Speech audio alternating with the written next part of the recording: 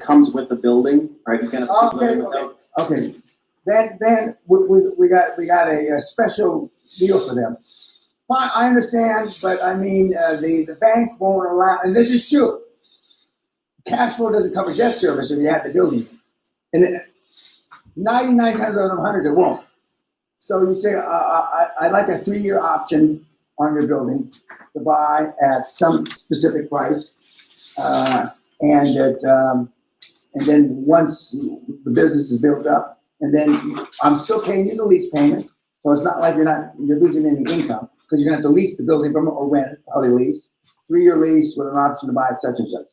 That's how you get around.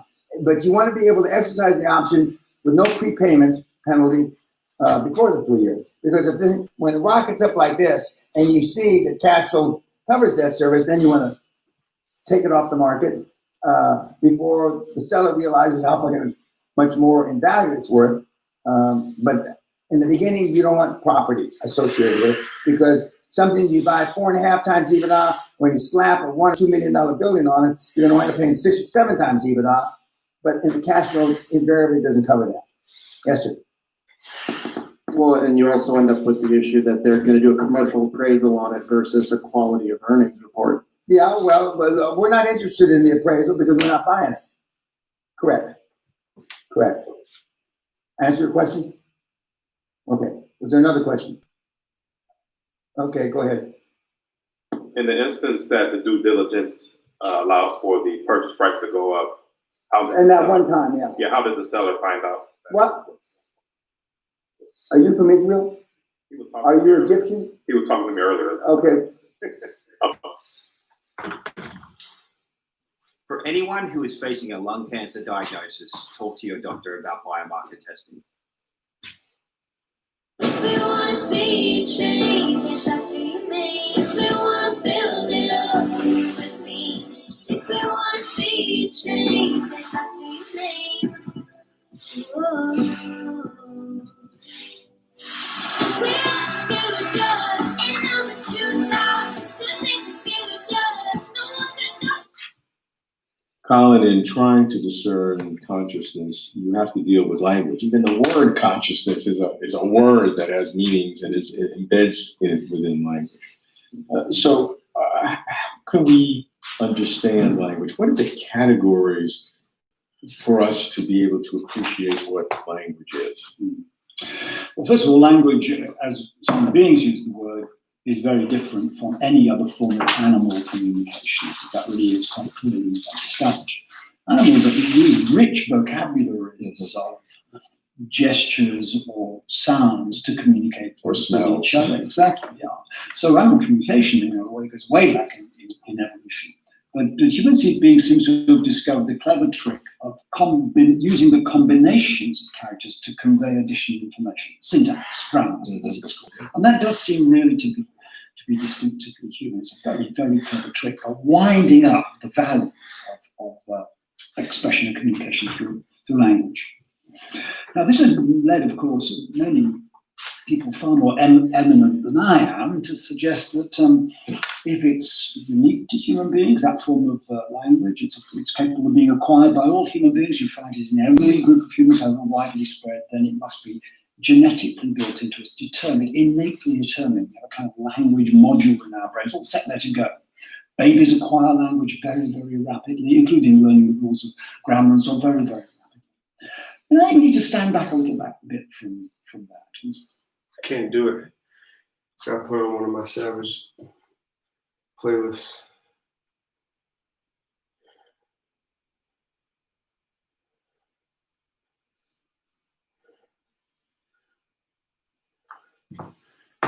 And my lovely daughter was here. She'd say, my daddy treats everybody the same, like shit.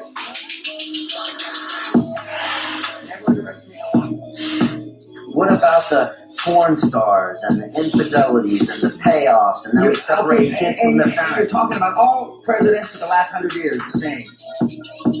Kennedy builds a tunnel into the fucking White House to get his fucking hookers in and out. I mean, I go on and on and on. But if you don't think money can buy happiness, you don't know where to fucking shop.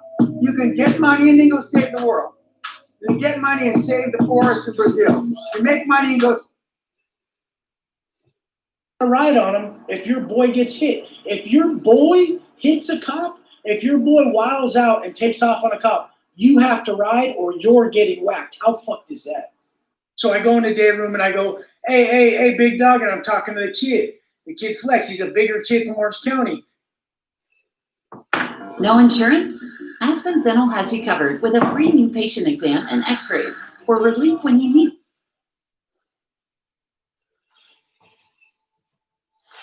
What do you think is the biggest stumbling block that most people face with this kind of journey? Honestly, is they have the woe is me mentality. It's too hard. Life isn't fair. These things in life are not easy for me. You look to your left, you look to your right, and you start to judge yourself off other people. Like if you're a female, well, she's skinny and she doesn't work out as hard as I do. And everything starts to corrupt your mind. You start to look around too much at other people and what they're doing, and that starts to corrupt your own dialogue. We are judging ourselves against too many fucking people. You have to judge yourself against yourself. And that's the one thing I started learning, man. This isn't a race against me and Rich Roll. This is a race against David Goggins and David Goggins alone. And once you can silence all that bullshit, all the outside interference and things that are attracting your mind to everything, you can then start to grow and realizing I'm stressed out for no reason. This is a whole little race. This is my own timeline. It was important for me to finally realize, stop being all these fake people I used to be, stop being afraid. There was no growth. And I cut myself down to nothing, to the person I really was, the real human being.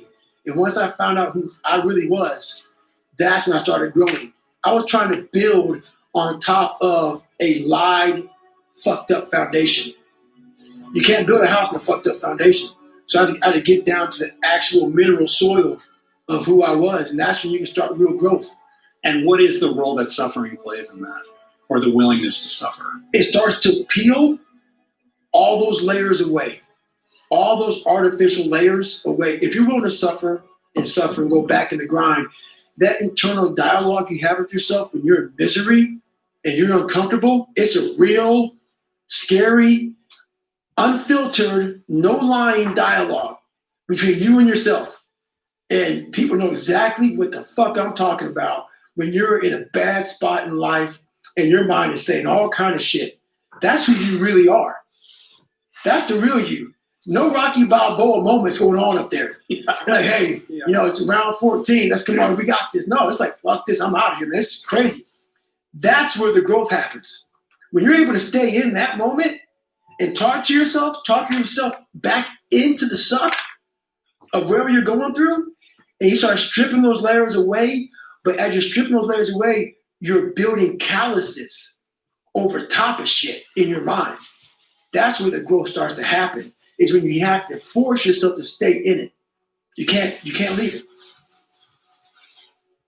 I don't think enough about people that have wronged me or situations that have wronged me.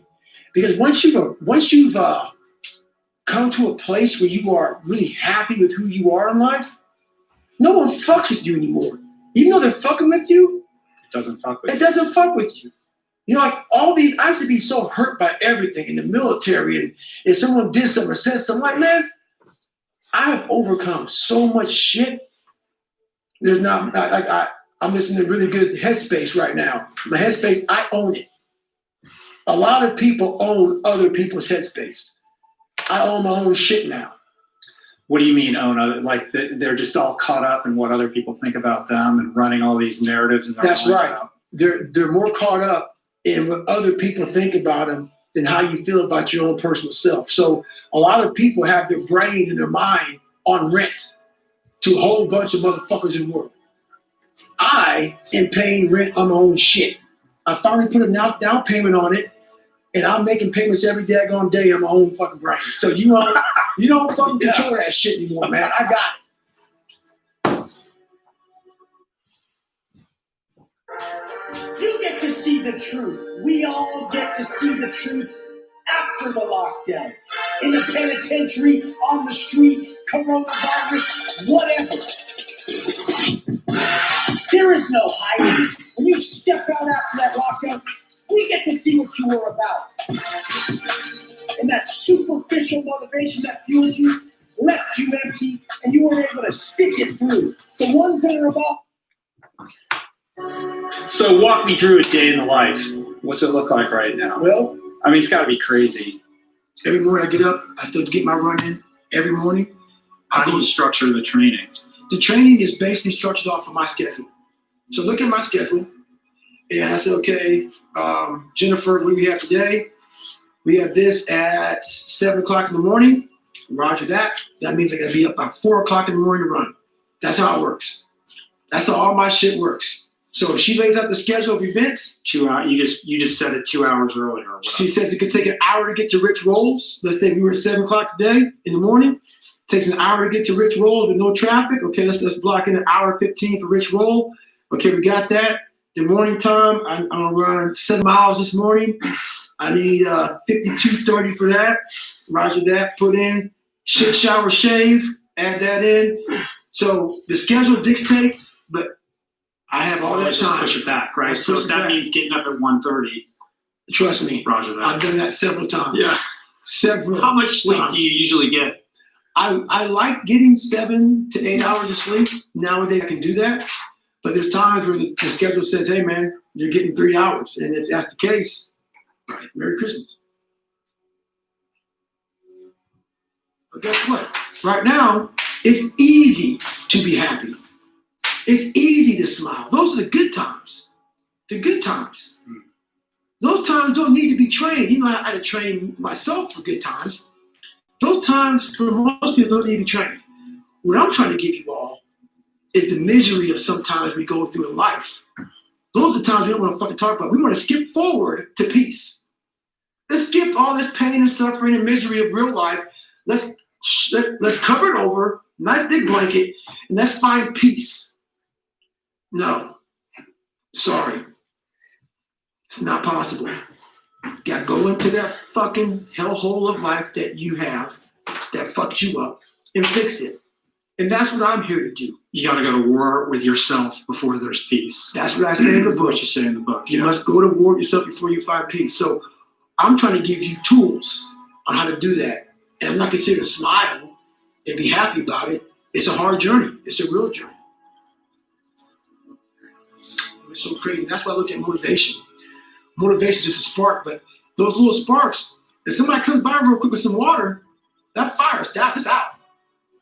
But if you come by and that little fire, no one touches it, and that little fire, which is motivation, which is kindling, and that kindling grows off to, like they call it, 1 hour fuels, 2 hour fuels, 10 hour fuels, 10,000 hour fuels. You want that thing to boil over and catch a nice big log. It's gonna burn a long time. And that big log starts catching everything on fire. This is your soul. So motivation a lot of times can be fucking just put some water on it, puts it out. That motivation is to turn into drive, passion, obsession for what you want to become. And once you become obsession or driven, it's a fucking inferno. So now you gotta call in tons of firefighters and call in for help from here, call for help from there. And they're not putting that shit out. Only they can take that thing out, it's gotta burn itself out. But obsession is self-generated.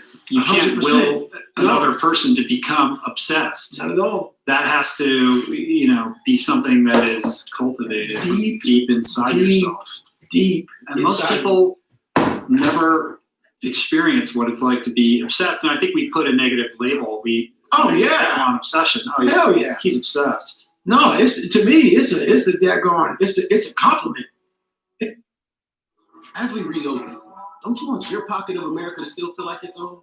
Where small businesses are finding new ways, online and in person, to be there for you. So, when you bring your idea to everyone, remember, we are here to help you make it happen.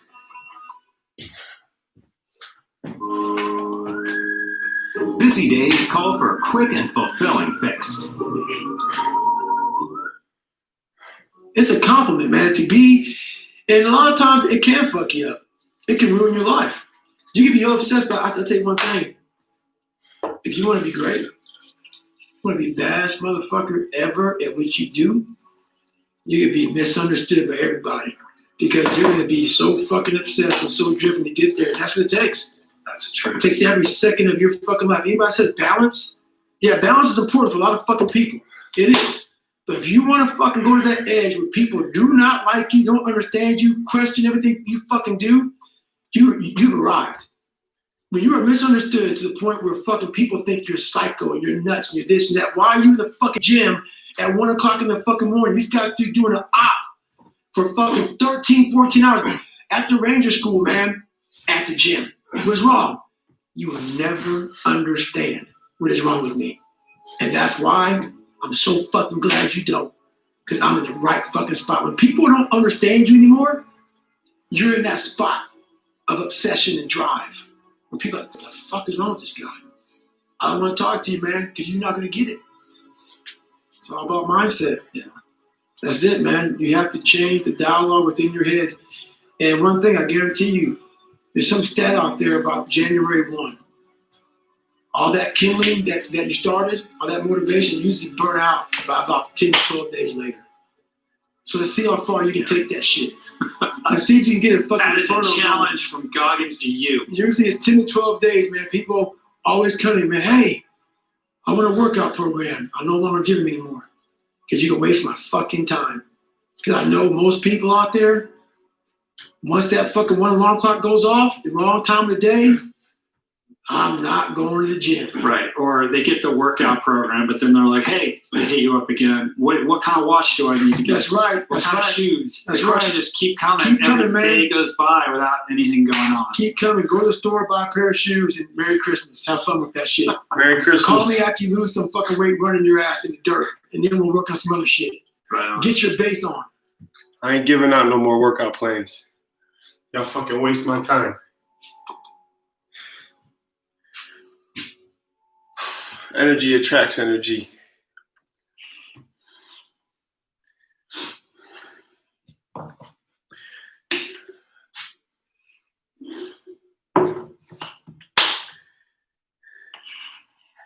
$15 fucking times a day. And they're not, mom's not sick, nothing wrong with her. The daughter's sick, big time. How can you possibly do anything positive 15 times on the phone with your mom? And I only have 3 regrets. Speaking of mom, 1, I'm a combat trained military officer who's never seen combat. 2, the night before my mother died, I yelled at her, God damn it, you're not fucking sick, you're not fucking sick, you're gonna be well by tomorrow. She's dead in the night. And 3, I didn't set my goals high enough. Those are my regrets. And if I didn't set my goals high enough, the men in the audience, their eggs should be sucked up into their stomach cavity. I'm in the regret minimization business. I'm trying to limit your regrets you'll get from 20, 30 years from now. You'll get. Now, I'm a hell of a world-class eulogy speaker. When you die, you tell your wife she's still alive, get Dan to say my eulogy for me. So I normally go to the hospital while they're gasping for air, and I say, well, what do you want me to say about you? Who's alive? What do you want? Tell me. And they say, and not one single one to date has ever said that they regret missing their daughter's Sweet 16, missing their son's football this. Every single one of them, 100%, have all said, I regret not taking this risk. I regret not taking that risk. I regret not going into business with you 25 years ago, Dan. They regret the things they didn't do. More specifically, they regret the risks they didn't take. Again, wealth, risk, reward, not. It's the not because of all these things I've alluded to, some specifically. And I see it getting worse and worse. I'd like to be an optimist here, but I can't be. Because I'd be a lying fucking get personal development slime ball if I was told you things are getting better. They're getting worse! I mean, the state of the world today, as compared to when I started giving high performance coaching in 1993, is infinitely worse off. In those days, we had 3 to 5 to 6% of the kids were snowflakes. Now we got 90%. 20 minutes in. It's 5 pull-ups it never on ceases to minute. amaze me Every minute. that I'm the only person So apparently far, 20 that has minutes figured out times 5, 100 why do we go pull-ups. from success to development. And I am bright. Now, I'm not here to tell you I'm not bright. That'd be disingenuous. That'd be a lie. I'm super bright. And I have a high IQ. Compared to this audience, I probably only got this audience by about 50, 60 points. Additional IQ than this audience has. Now, we're going to talk a little bit about IQ. Let's just, for this example, say that we all got 100 IQ. For some of you, I'm taking away. For some of you, I'm giving. Okay? Can anybody have 10 or 15 or 20 times our IQ at 100? No. Well, then why do people every day achieve 10 or 20 or 50,000 times more than we? If they can't have an IQ 10 or 20 or 30 times more than ours. Because they dream bigger than we. This is mostly young men, not young women. You wouldn't want young women to do what I'm about to say. But a stiff drink and a good fucking kill 99% of the guys that walk the face of the earth for the less than 30. That's a sad motherfucking commentary on life.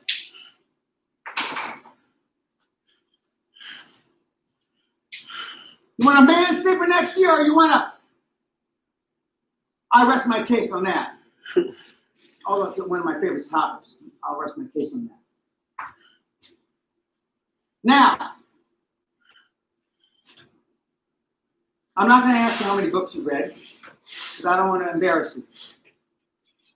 But I know people that have read more than 700 books at 19, 20. I have not read, I should be ashamed of this, but I'm not. I have not read 700 books in my entire life. And when I say I don't read, I've read the classics. I've read Shakespeare. I've read the goddamn Bible. But I sure shit haven't read the books that you guys read.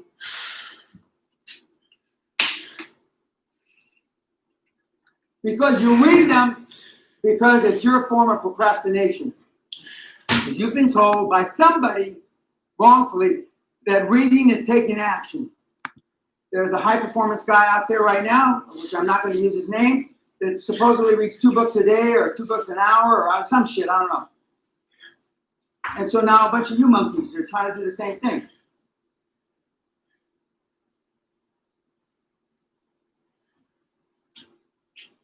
One of my most successful mentees has only read 1 book in his life.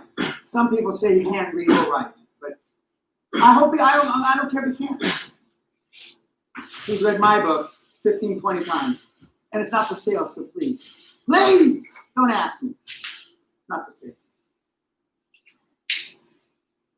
Why did I stop selling it many years ago? Because somebody showed, what's the name, the thing you put on a bogus internet and you, I didn't know torrent existed. Somebody showed me my book on torrent. That wasn't bad enough. Then somebody showed me my book, my real book, for sale for $9,950 on eBay. $9,950. I said, that's it. I mean, let that guy reprint the goddamn book. I mean, I stopped selling the book. But now I put everything on my site for free. Last several years. Why do I put it on for free? To take the last fucking excuse from you to weenie why you can't do it. It's all for free, snowflake. You know what they say now? Again, wealth, risk, reward, not.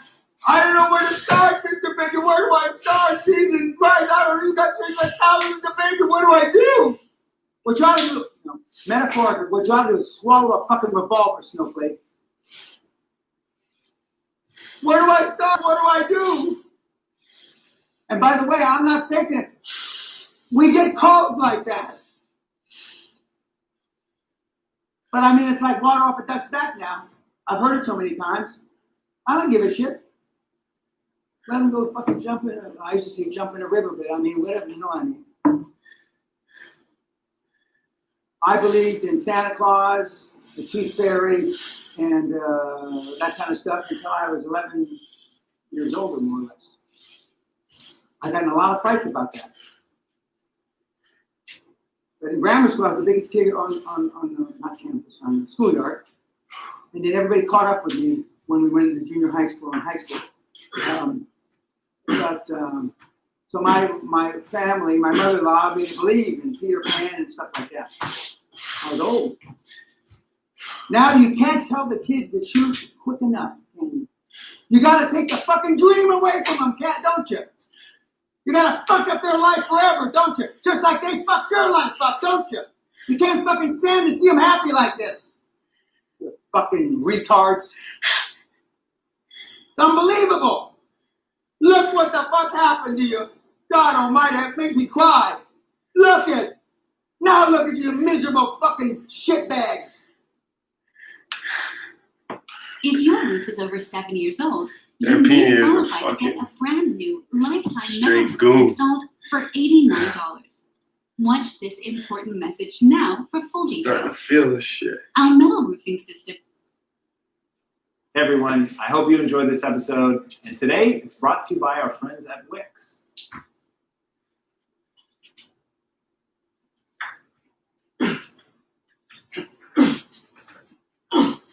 I worked myself so hard that I turned a person this fucked up into this motherfucker right here. Not off of reading a fucking book off a theorist. Off of going to work on myself and saying, I don't know how to do this. But I know that to get over there to that fucking side, I gotta grind myself into a fucking fine powder. And I did it.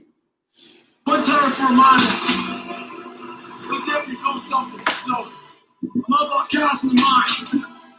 Do something that sucks.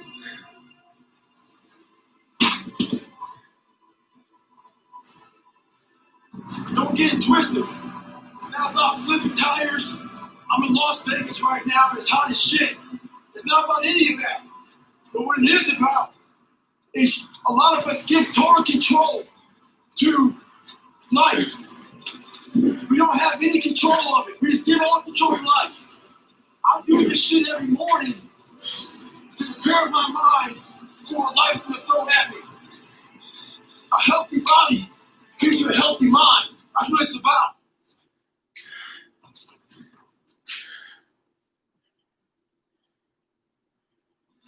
So I just got back from a long run, and what I realized for myself and for a lot of people is that life is one big tug of war between. Don't pray for an easy life. Pray for the strength to endure a difficult life. Mediocrity and trying to find your best self. So there's tricks to all this crap in life. Life is one big head game. One trick in this situation is, so I didn't want to run, so what did I do? I figured out a couple of things. You have to sometimes let mediocrity think that you're giving into it. So I said, you know what, instead of going for a 20-miler, let's go out for an easy 6 or 7. What that did in my brain was I said, okay, mediocrity if I didn't want it. So let loose a little bit and let go of that, oh, this is gonna suck. This could be okay, it's not too bad.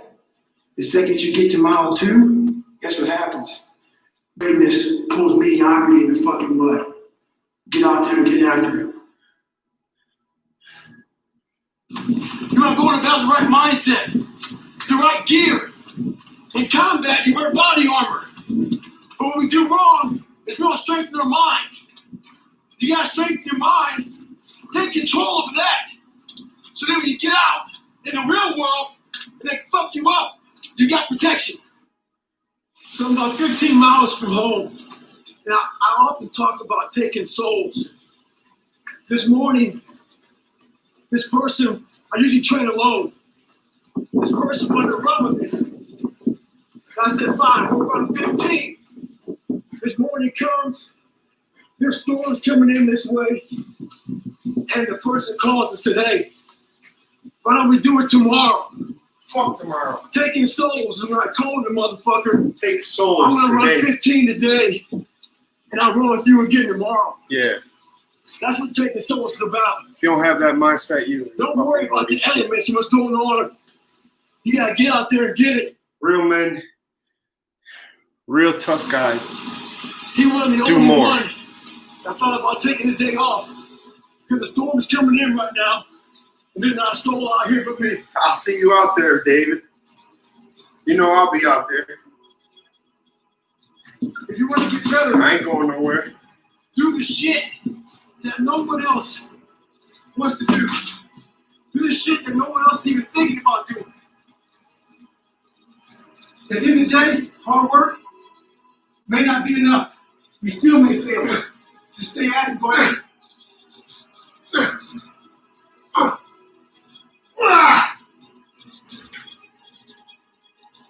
I ain't going nowhere.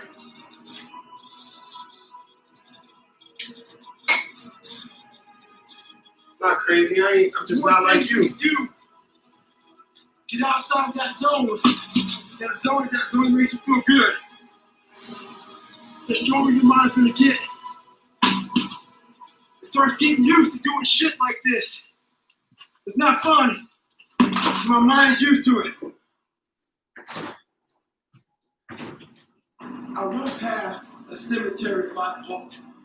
And I run past a cemetery, it saddens me because there's a lot of people there, not because they're dead, because of a lot of untapped potential. A lot of us die, never tapped.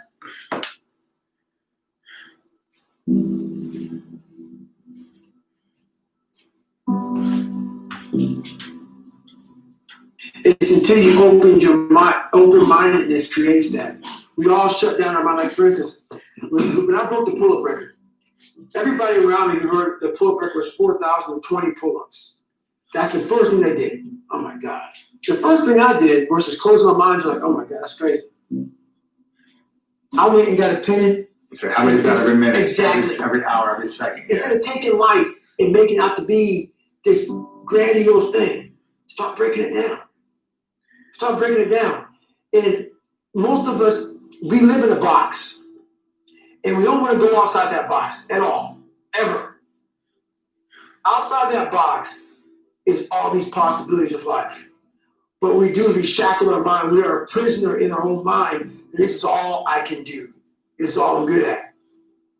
And we take away the possibilities of you could be this, you could be that, you could be all these things. And I never thought at 300 pounds I could be Nate Sick. Wow. So if my mind was shackled, me and you would never meet. There'd be no book. There'd be no book.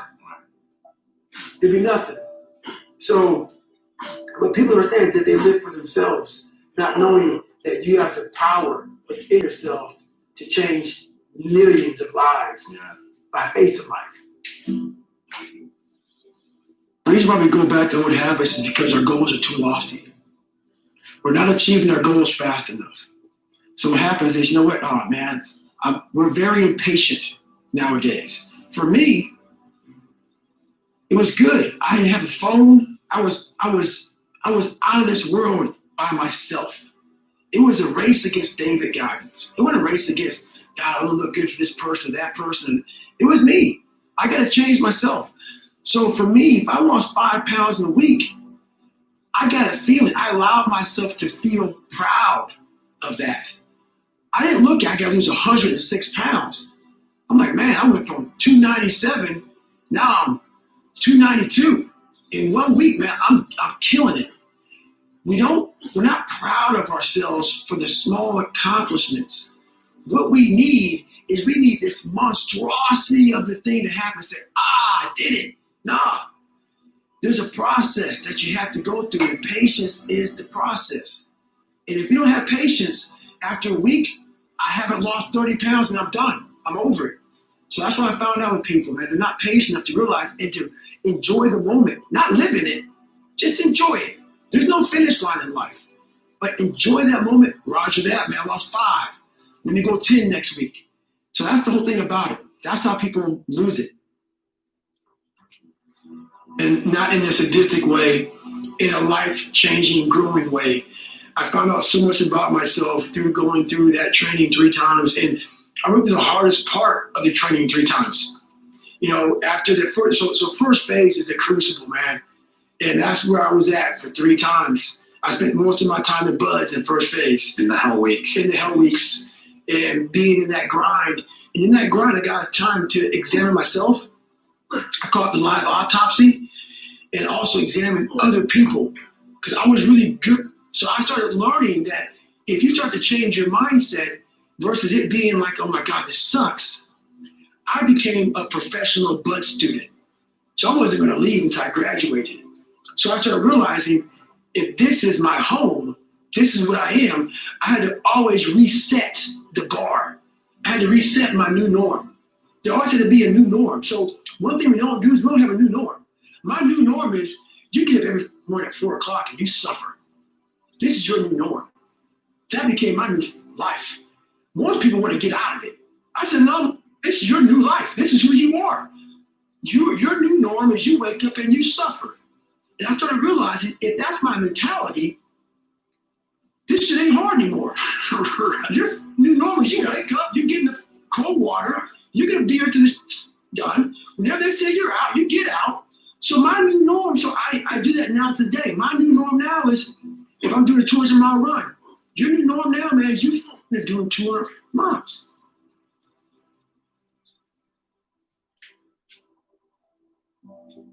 I don't live on the surface of anything. Yeah.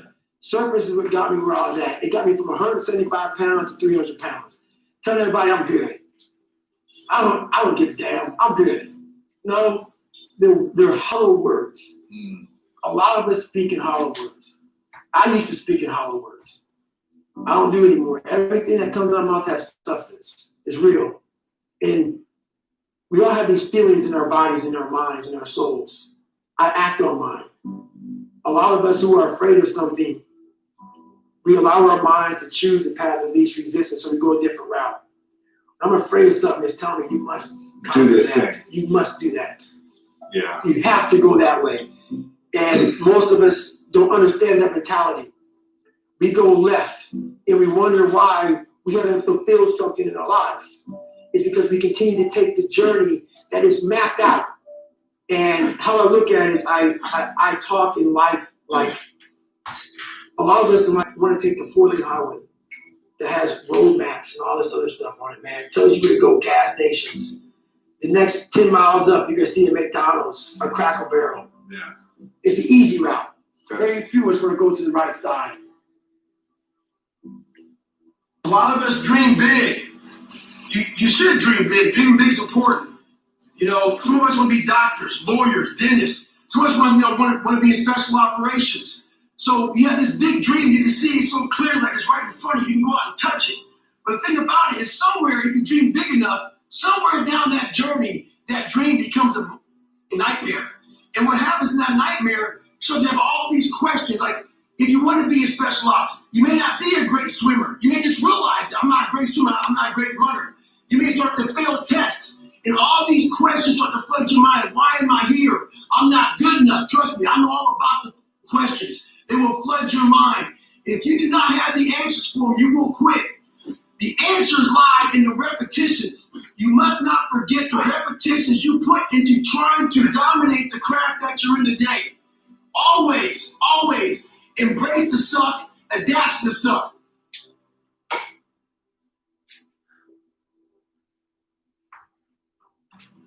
When you're afraid of something, you have to master it. That's how you start to overcome it. So what I realized, when I get to that point where I want to quit, everybody, they get to the point where they want to quit. This is what happens. The mind tells you, let's go home. Let's take a warm shower. Let's get some food. This is not right. This is that. If you cannot answer the questions at that moment, because your mind's going to start giving you all these questions. And if you can't answer them, you're going to quit. What I realized when I was going through BUDS, Ranger School, also 100-mile race, 200-mile races, pull-up records, my mind would come creeping in.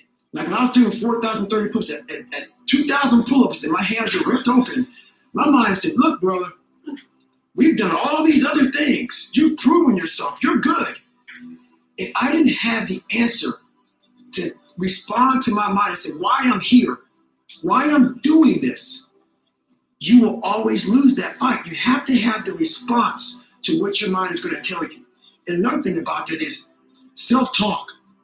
A lot of people have like these big forearm mental toughness. All that's is crap about self-talk, visualization. It's true, but the thing about self-talk and all these things, they ask me, what do you think about when you're on mile 100 of a 205-mile run?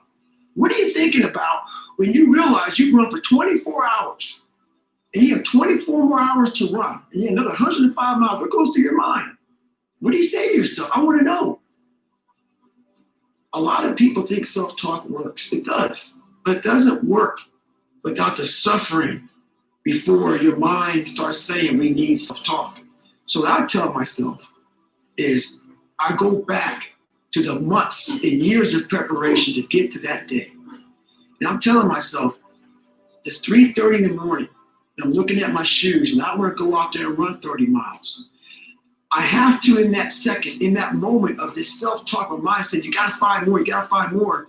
I once again calm down, go back into my mind, in my cookie jar, I call it, and I have to reflect back on the shit I did to get here. And that becomes my self-talk. Self-talk does not work unless it is real. Most of us lie to ourselves in the self-talk. It doesn't work. It has to be real. It has to be something that you've done to make it really work.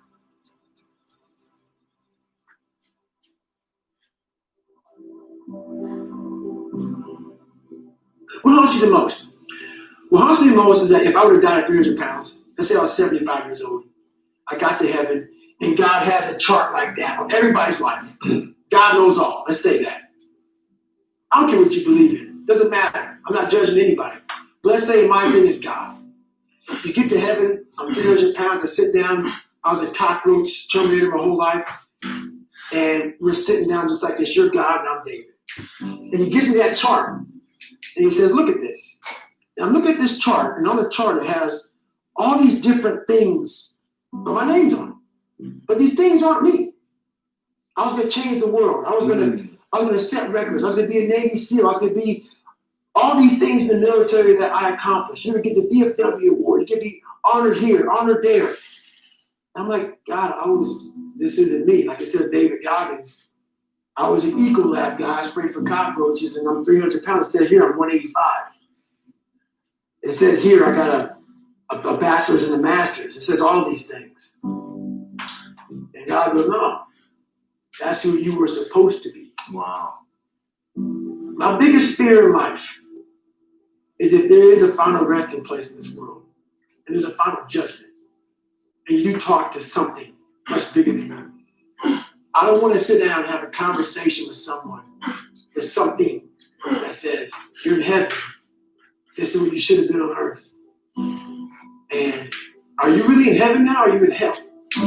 Thinking about how much I left on the table for fear, for not willing to go over the wall, and over the next wall, and over the next wall. So in my mind, I believe that. And God knows all. At least I believe that. I want God to be up there right now as we're speaking, writing stuff down, saying, my God, he exceeded even my expectations. Wow.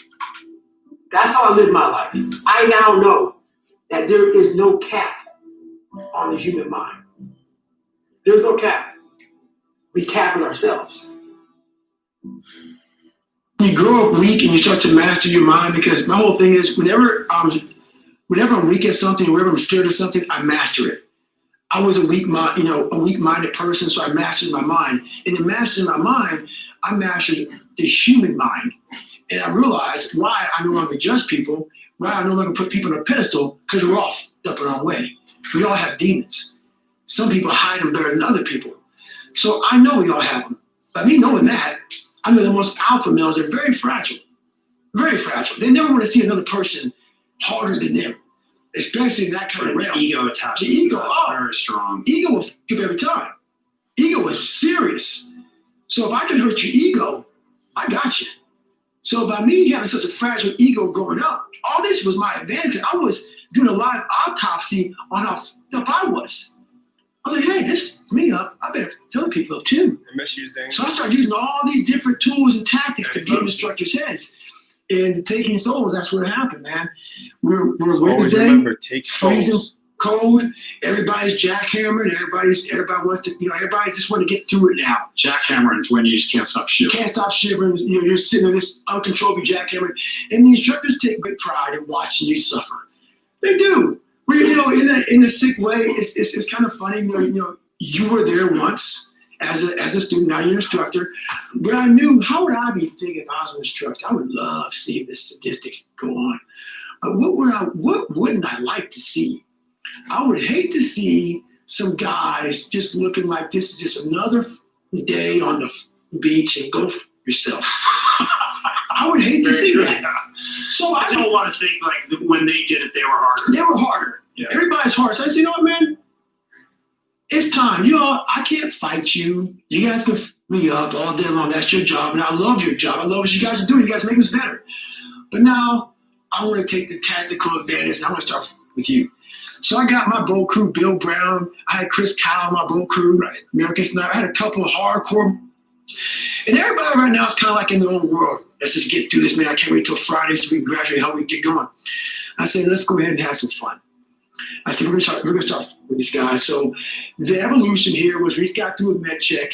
We're stripped down to nothing, and they're checking us out, making sure we're good. Checking for pneumonia, checking for knees. My knees all jacked up. They're giving me shots and stuff. And I was like the boat crew leader of boat crew 2. So I'm in the front of the boat. I tell our guys this is what we're gonna do.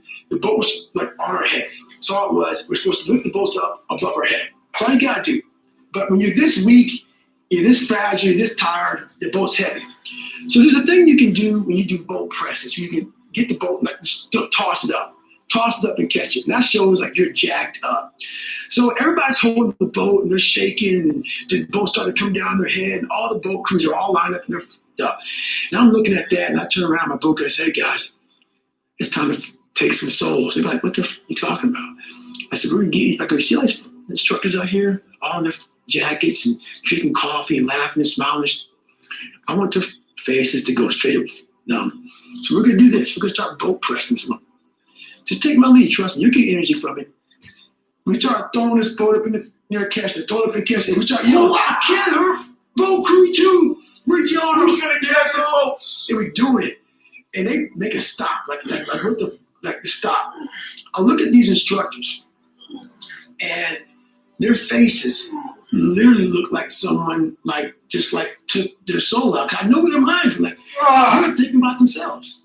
Like, what the f just happened, man? I know me on Wednesday, I couldn't have done that. How are they doing it? So the rest of the time, going through Hell Week, it was like we owned it. Right. Boat crew 2, we won every single race. We were just dominating. And it was a strong boat crew, and that's where Taking Souls is, there's a few Taking Soul stories, but that's one of them.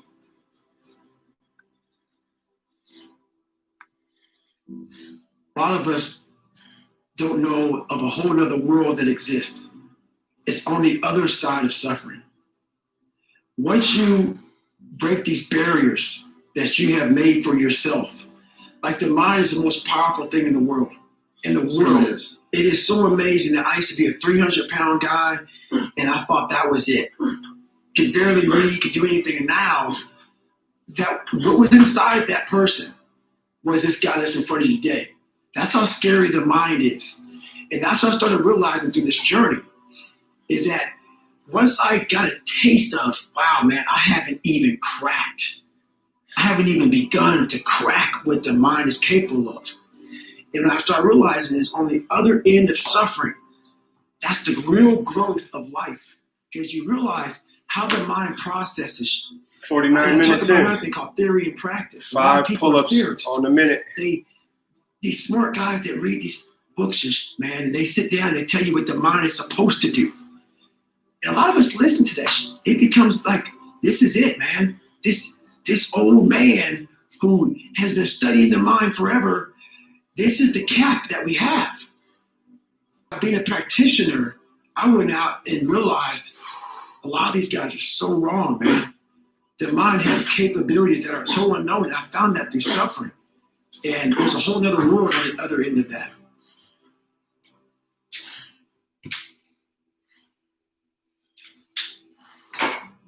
You have to learn, what do you want in your life? We have so much influence coming at us that we are so lost. We don't know what we want to do because we don't spend enough time with ourselves. You have to learn to shut off a phone, shut off a computer, shut off a TV. And it's okay to sit in a room by yourself.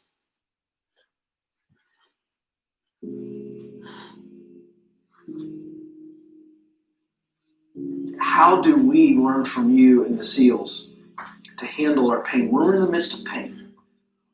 Because it hurts. Mm-hmm. And it hurts physically sometimes, obviously, and some of us are dealing with emotional pain. Mm-hmm. What do we do in those moments when we're feeling the most pain and we're going, I cannot go one more second? So this is the thing. A few years ago, the Navy SEALs designed a program called the BUDS Prep Program. In my last 2 years in the military, I did 21 years.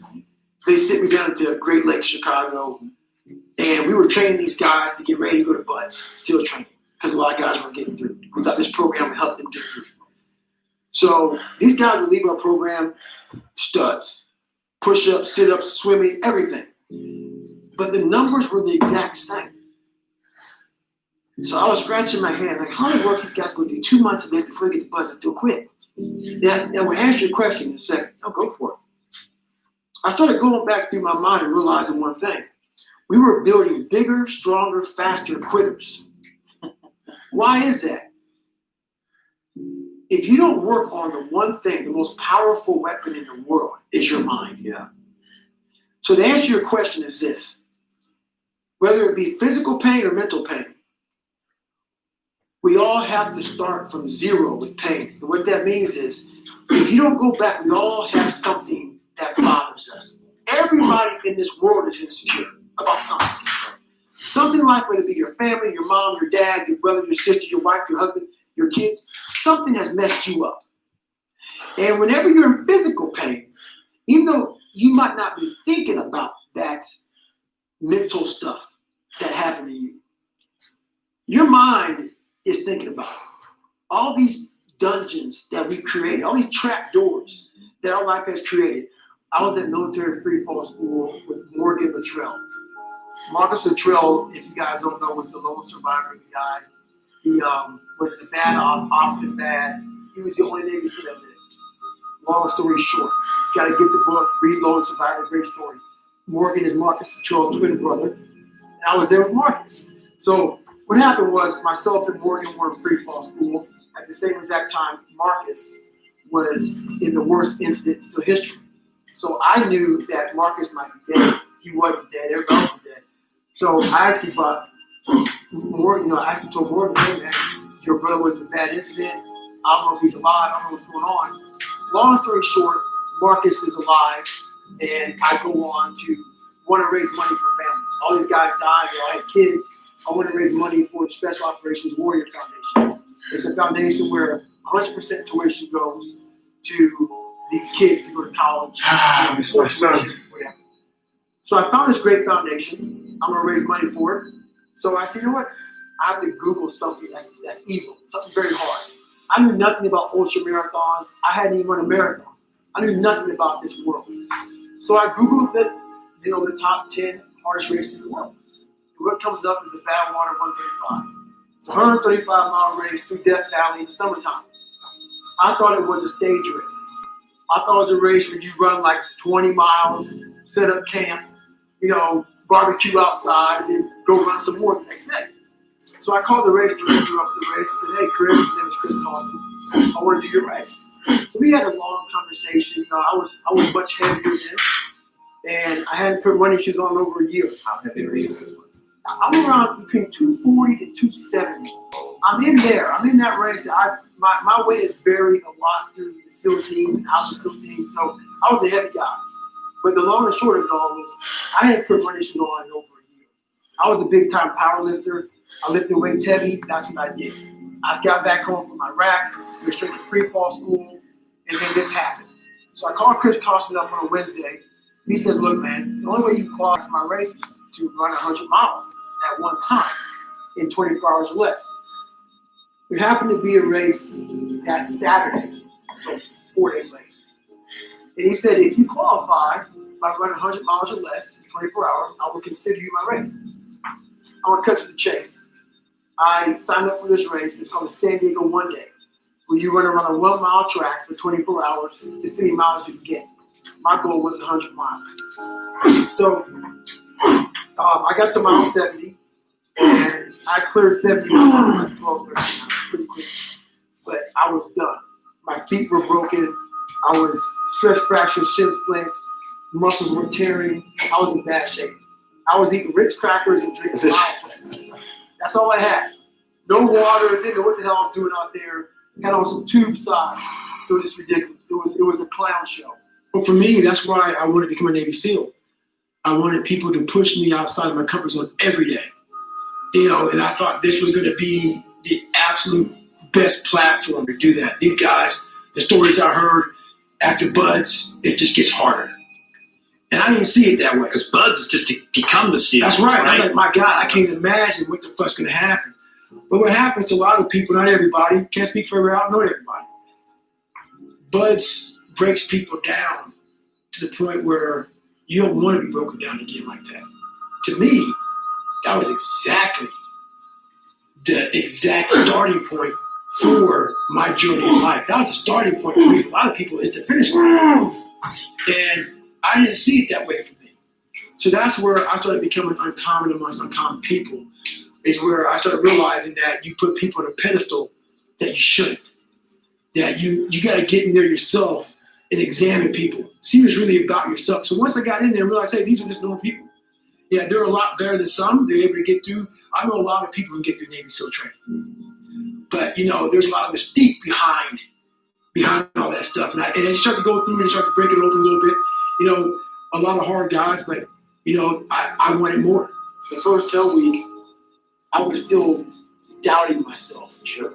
Because when you sign up, these guys come from the academy, the Naval Academy. These guys come from, a lot of them, not all of them, but they come from really good families. They're almost like their dads were SEALs, their grandfathers were SEALs. Right. They come from a lot better. I mean, I had to teach myself. I earned my way just to get in the Navy, right? Let alone be a SEAL. And I quit Air Force training. Now I'm going for the best. So my self-esteem, even though I was building it up, I lost weight and stuff like that, I'm now around the most uncommon of uncommon people. Yeah. And I'm like, my God, I'm here. Yeah. Do I belong here? Yes. Do I belong? Do I belong here? So your mind has a good way of taking the path of least resistance. Whenever friction happens, friction causes growth. Whenever friction happens, that's why a lot of us don't have any growth, because when friction happens, we go the opposite direction. So in my mind, when friction happened, my mind said, oh, hey, man, let's get out of here. You're a fraud. Yeah. You're not real. You've lied your whole life. You come from this, you come from this, you can barely read. Right. Those things, so whenever times got hard, my mind said, you're not good enough. Let's go. One thing that hurt me a lot was I thought everybody wanted the same thing I wanted. Not everybody wants the same thing you fucking want. Everybody wants to get up 4 o'clock in the morning and beat yourself and find more about yourself and shit like that. And I thought the SEALs did. Once we're done. And I thought the SEALs did. I thought that's what, you know, because every book you read, that's what everybody does. So I was hook, line, and sinker. So that mentality that I had, it kind of put a bad taste in my, you know, once I realized that not everybody was like this in the community. And I was like, you know what, man? So then I started having chips on my shoulder. I had my own little thing I was doing with a couple of guys, working out on my own little thing. And when you start doing that stuff and you start to drive yourself away from people, you know, and I was already different as it was. You know, even if I didn't do that, I already came in being very different. Like I tell people, I was a part of the Navy SEAL teams. I wasn't a part of the brotherhood. And You're not going out. That's right. I'm not going out. No, that's not me. That's never been me, though. Like, if I was in a 60 college, minutes straight, if I was in a big 5 pull-ups on the minute, fraternity, man, I would never join a fraternity. 300 pull-ups. I'm like, fuck you all, man. I got my own shit going on over here, man. Go fuck yourself. That's me. I don't like fraternities. So I sat down at mile 70, and at this time I was married. And I looked at my wife and I was like, I'm So I literally start to turn white. And the breath back turns white. I'm pretty fucked up. So here I am. I'm all fucked up in this chair. I'm at mile 70. They got 30 fucking miles to go. I'm jacked up. I gotta go to the bathroom. The bathroom's like 20 feet from me. It's a porta potty. I can't get out of the fucking chair. So I'm peeing blood down. 300 pull-ups. And 5 pull-ups every minute. and 60 minutes. I can't stand up because my blood pressure's all messed up. Subscribe to my YouTube channel. Range of school, Hit the like overcome so button. many obstacles in All my that life. bullshit. This I don't got last many 30 subscribers miles of this race because I don't is when I realized have a human the greatest is not so human. We have equipment the ability and to go camera shit to and all such a that. space. If But you I'm want working to on suffer, that. And I mean suffer. Your brain and your body, once connected together, can do anything. In this 30 miles.